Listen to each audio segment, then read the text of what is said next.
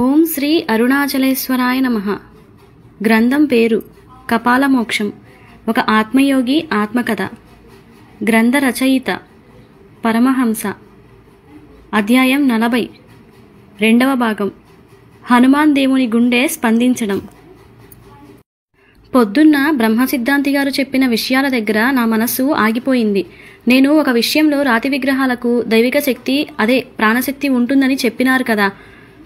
పైగా అది మన ముందుకు వచ్చి మాట్లాడుతుందని చెప్పినారు. పైగా మనిషికిలాగా మాట్లాడుతుంది అని చెప్పినారు. ఇది ఎలా సాధ్యం? ఒక్క రాతిలో మాట్లాడే శక్తి ఎలా ఉంటుంది? పైగా గుడిలోని రాతి విగ్రహమూర్తులు ఎలా మాట్లాడతాయి?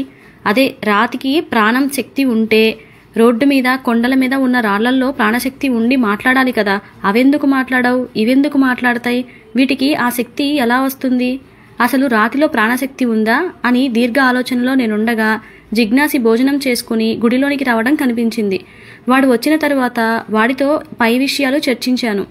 భయ్యా, ఇంకా ఎందుకు ఆలస్యం? మన మెదడుకు కావలసిన మేతల ఇలాంటి సమస్య దొరికింది కదా. మనం అడిగే ఈ ప్రశ్నకి పూజలు చేయడానికి వచ్చిన పూజారి బుర్ర తిరిగిపోవాలి అని వాడు అంటూ ఉండగా బ్రహ్మసిద్ధాంతి గారు రానే వచ్చారు. ఏదో నా గురించి మాట్లాడుకుంటున్నారని అంటూ పొద్దున్న మన చర్చ ఎంతవరకు వచ్చి ఆగిపోయింది అనుకుంటూ, విగ్రహాలకు ప్రాణశక్తి ఉంటే అవి మాట్లాడతాయని అనుకున్నాం కదా. మేము మా ప్రశ్న అడగకముందే ఆయనే దానికి సమాధానం చెప్పడానికి సిద్ధమయ్యేసరికి ఆశ్చర్యపోవడం మా వంతయింది. నవ్వుతూ చెప్పడం ఆయన వంతయింది. దేవాలయంలో విగ్రహాలకు ప్రాణప్రతిష్ఠ, యంత్ర ప్రతిష్ఠ, వాయు ప్రతిష్ఠ, మంత్ర తంత్ర ప్రతిష్ఠ లాంటి పదాలు మీరు వినే ఉంటారు కదా. ప్రతిష్ఠ అంటే నిలబెట్టడం అన్నమాట. ఏదైనా దేవాలయంలో విగ్రహం ప్రతిష్ఠించి పూజ చేయటం మన హిందూ ధర్మ సాంప్రదాయంలో ఉన్నది. సుమారు 40 మంది ఋతిక్కులు, వేద పండితులు, మంత్రసిద్ధి పరులు, ఉపాసనా సిద్ధిపరులు ఇలా వారి వారి మంత్ర తంత్ర యంత్ర సాధన స్థాయిలను బట్టి విగ్రహ ప్రతిష్ఠ సమయంలో బ్రహ్మ పదవి నుండి పరిచారిక పదవుల దాకా కొన్ని రోజుల పాటు జపాలు, హోమాలు చేసి తెచ్చిన విగ్రహాన్ని జలవాసం, ధ్యానవాసం ఇలా మున్నగు వాసాల విధానాలలో దానిని శుద్ధి చేసి దానికి తగ్గ యంత్రమును వివిధ రకాల పూజాధికాలు చేసి సమర్పించి, అనగా ఈ యంత్రంలో 21 అంగాలుంటాయి.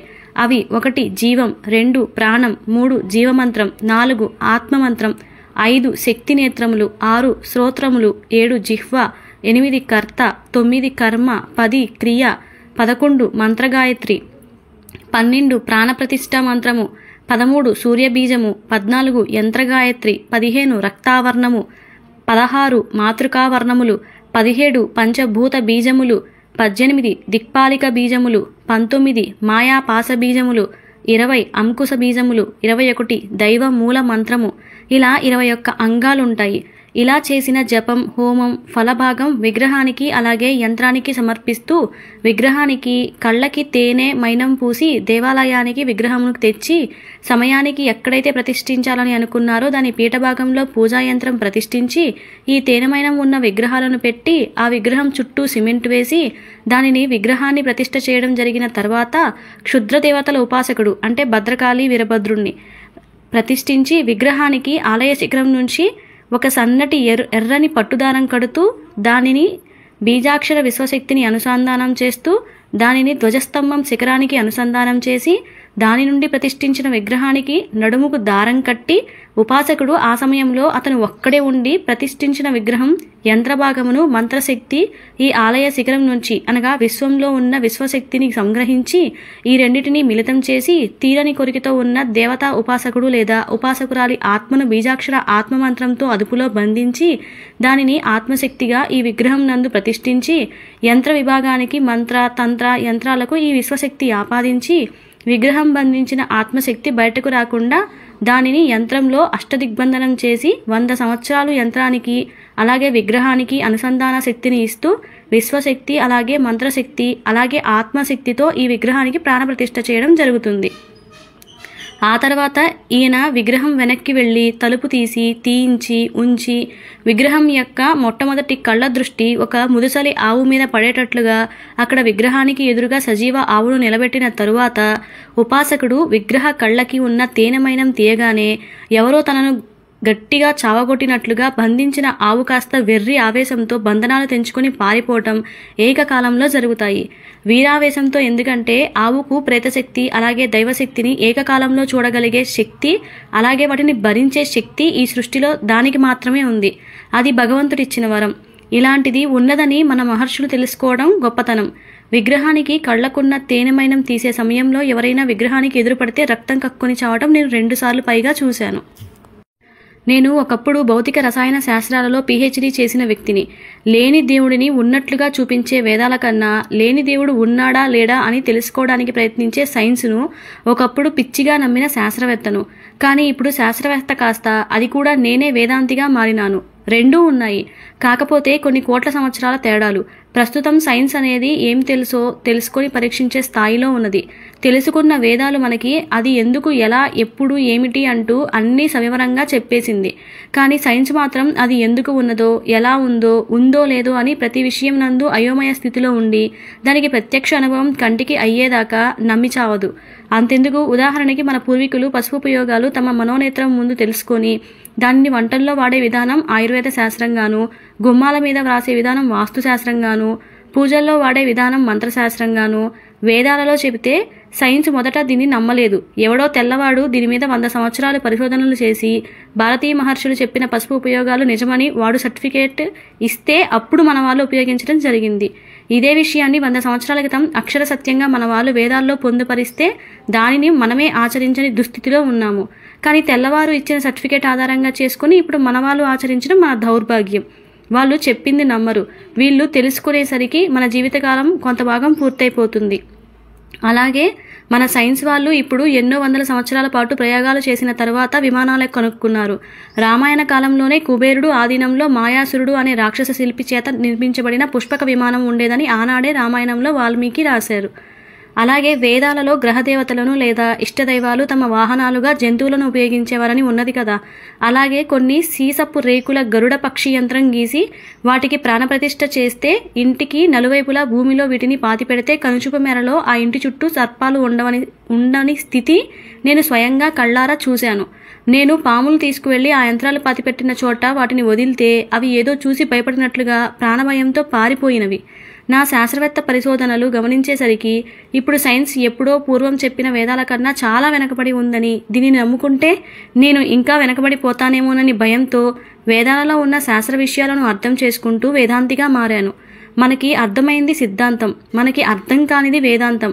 అర్థం అయ్యి అర్థం కానిది రాద్ధాంతం అవుతుందని నా జీవిత అనుభవాలే అందుకు ఉదాహరణగా ఎన్నో విచిత్ర సచిత్ర సంఘటనలు నిలుస్తాయి. మీరు కూడా నాలాగే మీ యవ్వన వయస్సు వృధా చేసుకుంటున్నారేమో అనే భయంతో నా అనుభవంలో తెలుసుకున్న గోరంత విషయాలు పిసరంత జ్ఞానంతో మీకు చెప్తున్నాను. తెలుసుకోవాల్సింది కొండంత, తెలుసుకున్నది గోరంత. అందులో మనం అనుభవించేది పిసరంత. వేదాలు ఆలోచనలు కలిగిస్తే భౌతిక శాస్త్రాలు దానిని అనుభవ క్రియారూపం ఇచ్చేందుకు ప్రయత్నించాయి. ఈ రెండూ తప్పు కాదు. కాకపోతే ఈ వేదాలు మరియు సైన్స్ మధ్య సరిగా అనుసంధానం జరిగితే అనుకున్న సత్య ఫలితాలు మన కళ్ల ముందుకు ఆవిష్కరిస్తాయి. అంటే మన సైన్స్ వాళ్ళు కష్టపడి విమానాలు నిర్మాణం చేస్తే దానిని వేదాంతులు పూర్వం మన మహర్షులు వేదాలలో, పురాణాలలో, ఇతిహాసాలలో విమానం వంటి వాహనాలను ముందుగానే ఉపయోగించేవారని చెప్పేవారే ఎక్కువ ఉన్నారు. కానీ ఆ పూర్వ మహర్షుల ఆలోచనలు ఎంతవరకు కార్యరూపం జరుగుతాయి అనేది మాత్రం ఈ వేదాంతులు చెప్పలేరు. అదే పెద్ద సమస్య, చిక్కు సమస్యగా మారింది. పైగా సైన్స్ కనిపెట్టిన తరువాత ఈ విషయాలు ఫలానా చోట వేదంలో ఉంది అంటారు. కానీ వేదాల్లో ఉన్న సాధ్యమైన విషయ పరిజ్ఞానం ముందుగానే సైన్స్ వాళ్ళకి ఒక ఆలోచన విధానం కలిగిస్తే మనం ఎప్పుడో స్వయంగా విమానాలు కనుక్కొని నడిపే స్థాయికి వచ్చేవాళ్ళం. మన వేద విజ్ఞానం పరాయి దేశాల వాళ్ళు చదివి పూర్వీకులు వారి ఆలోచనను ఆకలింపు చేసుకుని ప్రయోగాలు చేస్తూ ఈ కాలానికి తగ్గట్లుగా వాటి నిర్మాణంలో మార్పులు చేస్తూ అనుభవం తెస్తున్నారు. దాన్ని మనం చూసి ఆనందపడుతున్నాం. పేరువాడికి దిబ్బ మనకి. పూర్వం వేదాల కాలంలో వాహనాలు ప్రాణప్రతిష్ఠ చేసిన మంత్రశక్తి ఉన్న యంత్రాలతో నడిచేవని పరాయి దేశపు వాళ్ళు తెలుసుకొని దానిని ఆచరణలో పెట్టి ఇప్పటి కాలానికి తగ్గట్లుగా వాహన నిర్మాణాలు చేసి వాటికి యంత్ర పరికరాలు తయారు చేసి మంత్రశక్తి బదులుగా దహన శక్తి అనగా పెట్రోల్, డీజిల్, బొగ్గు మండించి వచ్చే శక్తితో నడుపుతున్నారు. మరి వీరికి ఆలోచన ఇచ్చింది వేదాలే కదా. కానీ ఆచరణ వచ్చేసరికి ఈ కాలానికి తగ్గ వస్తువులతో, పదార్థాలతో క్రియారూపంగా మార్చింది ఎవరు? మన శాస్త్రవేత్తలే కదా. నిజానికి వేదాలలో సైన్స్ ఉంది. అది అందరికీ అర్థమయ్యేసరికి, వాటిని అందరికీ అందుబాటులోకి తెచ్చేసరికి మన జీవిత కాలాలు కరిగిపోతాయి.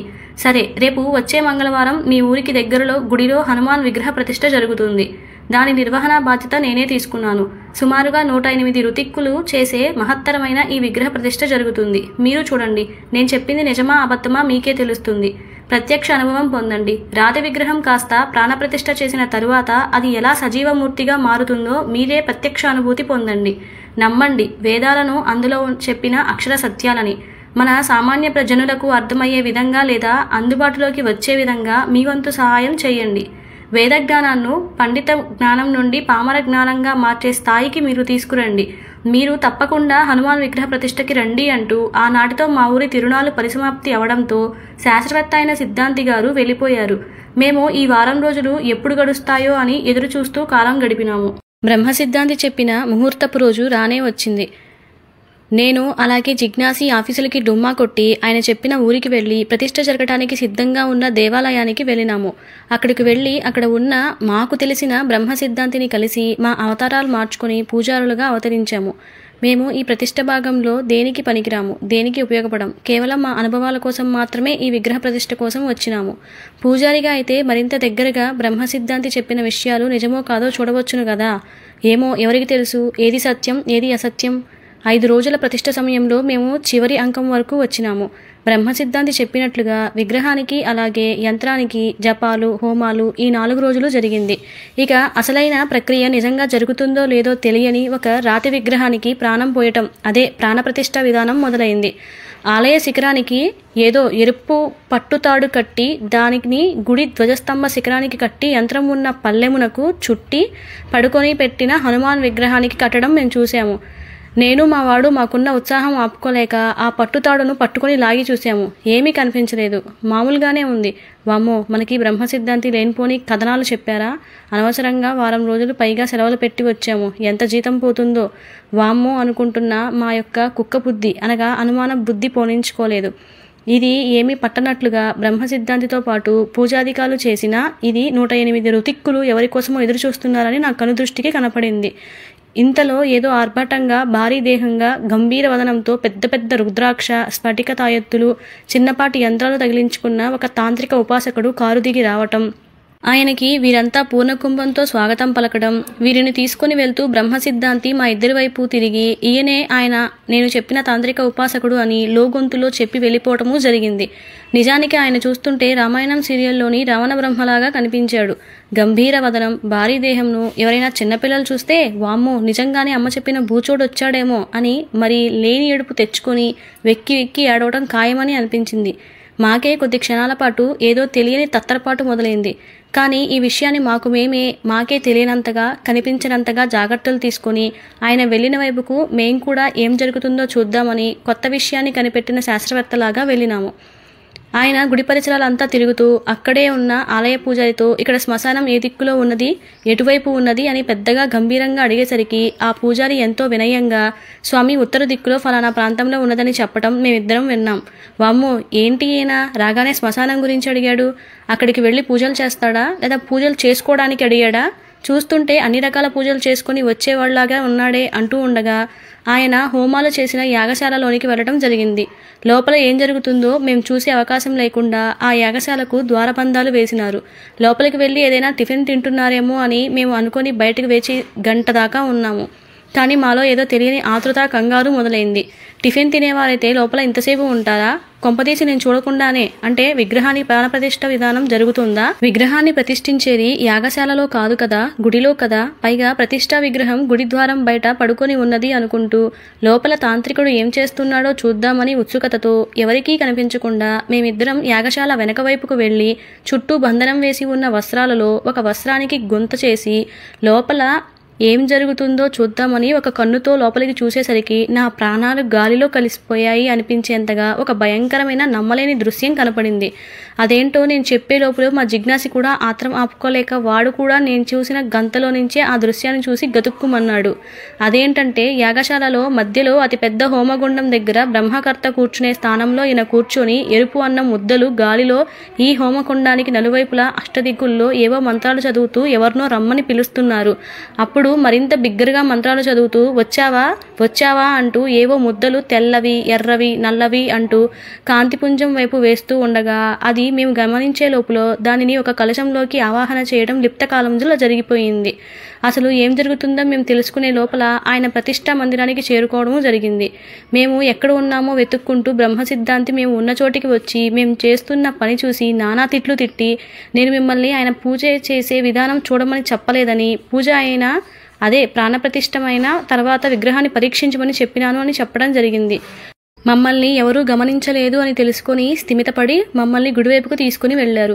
అక్కడ ఇంతలో తాంత్రిక ఉపాసకుడు ప్రతిష్ఠ చేయవలసిన యంత్రానికి ఏవో వేలి ముద్రలతో ఏవో మంత్రాలు చదువుతూ మా కంట ఓరకంటితో చూసి కళ్ళు మూసుకొని ధ్యానముద్రలో ధ్యానంలోకి వెళ్ళిపోవడం జరిగింది. ఈ లోపల అక్కడికి ఒక వైద్యుడు తన స్టెథోస్కోప్ తీసుకుని రావడం జరిగింది. మేము ఆయన్ని గమనించి ఈయన ఎవరి కోసం వచ్చినాడు అని భయపడుతూ మేము ఉండగా బ్రహ్మసిద్ధాంతి వారిని కలిసి మా వైపు తిరిగి మమ్మల్ని పిలిచి వారిని విగ్రహం ఉన్న వైపు తీసుకుని వెళ్ళినారు. మాకు ఏం జరుగుతుందో అర్థం కాక మేము కూడా వాళ్ళు ఉన్న వైపుకు వెళ్ళినాము. అప్పుడు డాక్టర్కి ఈయనకి ఏదో వాదనలు జరుగుతున్నాయి. డాక్టర్ ఏమో స్వామి చెప్పమంటారా, ఈ రాతి విగ్రహానికి మనిషిలాగా ఈ విగ్రహానికి హృదయస్పందన చూడమంటున్నారు. ఇది ఎలా సాధ్యం? ఒక రాయికి ఎక్కడైనా గుండు ఉంటుందా? దానికి స్పందించే గుణం ఉంటుందా? అంటే నేను మీ కంటికి ఎలా కనబడుతున్నాను అంటూ వాదనకు దిగాడు. వెంటనే బ్రహ్మసిద్ధాంతి నేనెవరో మీకు తెలుసా అంటూ అసలు తన నిజమైన శాస్త్రవేత్త పేరు చెప్పగానే డాక్టర్ ఎంతో ఆశ్చర్యంగా వారి వైపు తిరిగి సార్ నన్ను క్షమించండి, మీరు ఉన్న ఈ అవతారంలో మిమ్మల్ని గుర్తించలేకపోయాను. మీరు ఇలాంటి వేదాంత విషయాలు మీరు పరిశోధన చేస్తున్నారని ఏదో మీ గురించి వచ్చిన ఆర్టికల్స్ నేను చాలా చదివాను. ఇప్పుడు నాకు అర్థమైంది. విగ్రహానికి ప్రాణప్రతిష్ఠ చేయకముందు అలాగే చేసిన తర్వాత వచ్చే తేడాలు గమనించాలని మీరు అనుకుంటున్నారు కదా, అది ఏమంత పని కాదు అంటూ ఒక మనిషి హృదయస్పందన చూసినట్టు స్టెథోస్కోప్తో చూసి సార్ నాకు ఎలాంటి నాడి కొట్టుకోవడం వినిపించడం లేదు అన్నారు. మా వైపు తిరిగి మీరు కూడా డాక్టర్ లాగా స్టెథోస్కోప్తో పరీక్షించండి అన్నారు. వెంటనే మేము కూడా ఇద్దరం ఆ స్టెథోస్కోప్ తీసుకొని 1కి 10 సార్లు ఆ రాతి విగ్రహానికి నాడి కొట్టుకోవడం లేదని, హృదయ పల్స్ రేటు లేనే లేదని రూఢీ చేసుకున్నాము. దాంతో బ్రహ్మసిద్ధాంతి చిరునవ్వు నవ్వుతూ మా ముగ్గురిని ఆ విగ్రహానికి దూరంగా వెళ్ళమని చెప్తూ ఆ కట్టిన ఎర్రని పట్టుదారం ఎట్టి పరిస్థితుల్లో తాకవద్దని హెచ్చరిక చేస్తూ యంత్రపూజ చేస్తున్న తాంత్రిక ఉపాసకుడి వైపుకు వెళ్లటం జరిగింది. అప్పుడు డాక్టర్ మాతో మీకు ఈయన ఎలా తెలుసు అంటూ అన్ని వివరాలు అడిగి తెలుసుకొని అయితే ఈ విగ్రహానికి యంత్రమును పెట్టి ప్రాణప్రతిష్ఠ చేస్తే మనిషి గుండె స్పందనలు ఉన్నట్టుగా విగ్రహం ఉంటాయా? అయితే అదేదో వింత, నేను మళ్ళీ చెకప్ చేసి చూస్తాను, విగ్రహాలకు ఎలా ప్రాణం అదే జీవం వస్తుందో మీతో పాటు నేను కూడా చూస్తాను అని మాకు దూరంగా సత్యానికి దగ్గరగా కూర్చున్నాడు. ఇంతలో తాంత్రిక ఉపాసకుడు తను చేసిన యంత్రంతో విగ్రహ ప్రతిష్ఠ కోసం గుడిలోకి వెళ్లటం జరిగింది. తర్వాత బయట ఉన్న రాతి విగ్రహం లోపలికి తీసుకుని వెళ్లటం జరిగింది. దానితో పాటుగా సిద్ధాంతి ఒక 4 ఋతిక్ పరిచారికలు ఆయనతో పాటుగా లోపల ఉండిపోయారు. వెనువెంటనే ఆ గుడి ద్వారబంధనాలు మూసివేయటం జరిగింది. సరిగ్గా 40 నిమిషాల తరువాత ఆ గుడి తలుపులు తెరిచారు. యంత్రప్రతిష్ఠ అలాగే విగ్రహం నిలబెట్టి దానికి పెట్టినారు, గంతలు కట్టినారు. విగ్రహానికి అడుగు భాగంలో సిమెంట్ వేసిన గుర్తులు కనపడినాయి. ఇంతలో ఒక ఆవుని అక్కడికి తీసుకుని రమ్మని చెప్పటం, ఆ తర్వాత కూడా ఒక ఎర్రదారం విగ్రహం నుండి దీనికి అనుసంధానం చేస్తూ ఎవరిని ఆ కట్టిన తాడుని అనగా ధ్వజానికి గోవికి కలశానికి కట్టిన తాడుని తాకవద్దని దూరంగా జరగమంటూ ఏదో కలశంలో ఉన్న పసుపు నీళ్లు చల్లుతూ ఏవో మంత్రాలు చదువుతూ తాంత్రిక స్వామి గుడిలోనికి వెళ్ళి విగ్రహం వెనక్కి వెళ్ళి తన 2 చేతులు విగ్రహం కళ్ళ మీద వేసి కళ్ళు ఎవరూ దయచేసి చూడవద్దని కళ్ళు మూసుకొని ఆజ్ఞ చేస్తూ తను కూడా కళ్ళు మూసుకొని ఆ నలుపు గుడ్డ తీయటం, అలాగే ఆ కళ్ళకు పెట్టి ఉన్న తేనెమైనపు ముద్దలు తీయటం, ఏదో ఆవేశం వచ్చిన దానిలాగా ఆవు భయపడి పారిపోవటం నా అర్ధనేత్రాలతో ఊరకంట చూస్తూ ఉండిపోయాను. అప్పుడు అచ్చం మన బ్రహ్మసిద్ధాంతి చెప్పినట్లుగా జరుగుతోంది. అంటే ఇంతవరకు ఆయన చెప్పింది నిజమే, కాకపోతే ఎప్పుడూ కలలో కూడా ఊహించని విచిత్ర దైవ అనుభవం. మేము కళ్ళారా చూస్తామని అనుకోలేదు, కలలో కూడా ఊహించలేదు. అదేంటంటే ప్రాణప్రతిష్ఠ పూజాధికాలు పూర్తయిన తరువాత 2 గంటల తరువాత మా ముగ్గురిని బ్రహ్మసిద్ధాంతి గారు గుడిలోనికి తీసుకువెళ్ళి ఈసారి మళ్లీ స్టెథోస్కోప్తో ఆ విగ్రహానికి ఎడమవైపు ఉండే ప్రాంతంలో గుండె హృదయస్పందన పరీక్షించమని డాక్టర్ని అడిగితే ఆయన వెంటనే ఉత్సాహంతో స్టెథోస్కోప్తో చెకప్ చేసినాడు. ఏదో అనుమాన ఆశ్చర్యానికి గురవుతూ అనుమానం వచ్చిన వాడిలా పరిశోధించే వారిలాగా 1కి 10 సార్లు చేస్తూ వామ్మో ఏంటి ఈ లీల చాలా విచిత్రంగా ఉంది, మొదట వినిపించనంత శబ్దంతో స్పందనలాగా వినిపించింది, అది నిజం కాదని నిజం 1కి 10 సార్లు పరీక్షిస్తే అది ఇప్పుడు మనిషి గుండె స్పందనలాగా చక్కగా వినపడుతోంది, వమ్మో, ఎవరైనా ప్రాణం ఉన్న మనిషి దూరారా? అబ్బాయిలు మీరు కూడా పరీక్షలు చేయండి, మీకు గుండె స్పందన ఆగకపోతే నేను నా చెప్పుతో కొట్టుకుంటాను అంటూ మాకు ఆయన స్టెథోస్కోప్ ఇచ్చి పక్కకు తప్పుకొని మా ఇద్దరి హృదయ స్పందన భావాలు ఎలా ఉంటాయో చూడడం జరుగుతోంది. ఏముంది, శరామామూలే. మళ్ళీ మా లిస్టులో కొత్తగా మరో కొత్త నమ్మలేని ప్రత్యక్ష అనుభవం చేరింది. మా హృదయ స్పందనలు తగ్గిపోవడం, ఆ రాతి విగ్రహానికి ఆ సజీవ విగ్రహమూర్తికి హృదయ స్పందనలు పెరగటం మా ఇద్దరికి వినిపించేసరికి ఏదో తెలియని ప్రేమపూరితమైన ఆతతతో కూడిన భావనలు మాకు తెలియకుండా కళ్ళ వెంట నీళ్లు రావటం జరిగింది. మేము పక్కకి తప్పుకునేసరికి బ్రహ్మసిద్ధాంతి ఆ విగ్రహానికి కలశంలోని పసుపు నీళ్లతో విగ్రహమూర్తికి అభిషేకం చేసి ఆ సజీవ విగ్రహమూర్తికి బంగారు కళ్ళు అమర్చే మధుర సంఘటన చూస్తూ నిజమూర్తి దైవానికి నమస్కారం చెప్పాము. ఇలాంటి అనుభూతి కలిగించిన బ్రహ్మసిద్ధాంతి పాదాలను తాకి మా కృతజ్ఞతలు తెలుపుకుంటూ వారి వద్ద సెలవు తీసుకుని ఉద్యోగాల కోసం బస్సుల వైపుకు వెళ్లటం జరిగింది. గమనిక: దేవాలయంలోని విగ్రహాలు, విగ్రహ యంత్రాలు ఎంతో పరిశుద్ధమైన మహత్తరమైన దివ్యశక్తితో కూడి ఉండుట చేత మైల ఉన్నవారిని, నెలసని ఉన్నవారిని గుడికి దూరంగా రావద్దని చెప్పడం జరిగింది. ఎందుకంటే మైల ఉన్నవారికి వారి చనిపోయిన వారి ప్రేతాత్మ సుమారు 11 రోజుల పాటు వారి వంశస్థులతో ఉంటుంది. అలాగే నెలసరి వారికి వారి శరీర ఉష్ణోగ్రత తీవ్రస్థాయిలో, శరీరమంతా వేడి ఆవిర్లతో, చెడు రక్తంతో కూడిన రుణాత్మక శక్తితో వారు ఉంటారు. ఈ రెండు శక్తులు కూడా ప్రాణప్రతిష్ఠ యంత్రాలకు ఉన్న పరిశుద్ధ మంత్రశక్తిని దెబ్బతీయడం జరుగుతుంది. ఈ ఫలితం వెంటనే కనిపించకపోవచ్చు, కానీ కొన్ని సంవత్సరాల పాటు ఇలాగే జరిగితే తీవ్రమైన ఫలితాలు ఉంటాయి. ఎప్పుడైతే ఆ విగ్రహానికి ఉన్న శక్తి దెబ్బతింటుందో ఆనాటి నుండి ఆ విగ్రహంలో ఉన్న దైవశక్తి ఆత్మశక్తిగాను, అటు పిమ్మట ప్రేమత శక్తిగా అనగా సత్వరజో తమో గుణాలతో సత్వం నుండి తమో గుణానికి చేరుకుంటుంది. అప్పుడు ఆ విగ్రహం ఉగ్రశక్తిలో నరబలులు, జంతుబలులు తీసుకోవడం జరుగుతుంది. ఊళ్ళో అకాల మరణాలు, అనుకోని అగ్ని ప్రమాదాలు, యువకుల ఆత్మహత్యలు, అకాల జంతు మరణాలు విరివిగా జరుగుతాయి. కష్ట నష్టాలకు నాంది పలుకుతుంది.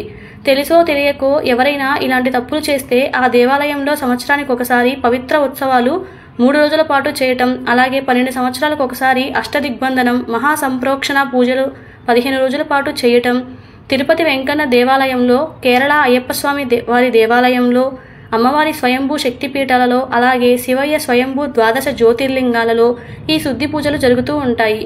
ఇవి ఎలానో జరుగుతూ ఉన్నాయి కదా అని తెలిసి కూడా తప్పులు చేస్తే మీ వంశమే నాశనమయ్యే ప్రమాదాలున్నాయి. జాగ్రత్త. ఎంతో స్వానుభవం మీద చెప్తున్నాను. నెలసరి 5 రోజుల వరకు, అలాగే మైల పూర్తి అయిన తర్వాత వరకు మీ ఇంటిలోని దైవిక వస్తువులు, విగ్రహాలు, యంత్రాలు తాకవద్దు. అలాగే పరిసర దేవాలయంలోకి కూడా వెళ్ళవద్దు. ఆయా దేవతల ఆగ్రహానికి గురి కావద్దు. మీ జీవితాలు చేతులారా నాశనం చేసుకోవద్దు. ఈ 2 రకాల ఇబ్బందులు లేని రోజుల్లో ఎవరైనా సరే నిరభ్యంతరంగా, ఆడా లేక మగ అయినా దేవాలయాల దర్శనంకి వెళ్ళవచ్చు, తాకవచ్చు, స్పర్శ ఆనందం పొందవచ్చు.